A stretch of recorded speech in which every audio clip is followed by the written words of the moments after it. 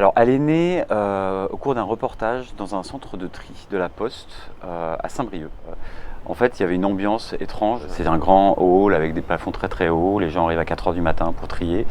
Et je trouvais que c'était propice à une intrigue, à quelque chose. Et les gens que j'ai rencontrés aussi avaient tous un petit quelque chose, quoi. Ils ont une vie particulière, les postiers. Les facteurs, ils sont décalés par rapport à la société. Il y a eu ce lieu, et ensuite l'intrigue en elle-même, elle est liée à la disparition des lettres, à la disparition du papier. Je voulais raconter une histoire où en fait le personnage principal, ça serait les lettres.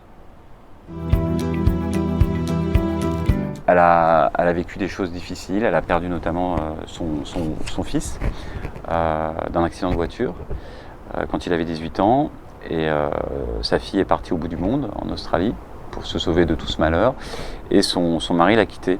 Elle est seule ici, même si elle parle à tout le monde, parce qu'elle s'occupe de tout le monde. C'est ce genre de personne qui est sans arrêt bienveillante et toujours à s'occuper des autres, et qui au fond est seule.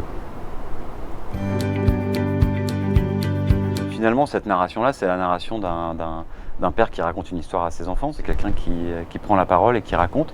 Il s'avère qu'il y a quelqu'un en face qui écoute. On va découvrir petit à petit qui est la personne qui écoute et qui fait office de lecteur, en fait. C'est la chute de Camus qui se passait comme ça.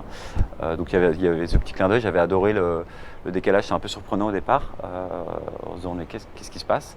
Puis après, normalement, on comprend que voilà, on assiste à une conversation qui raconte toute une histoire.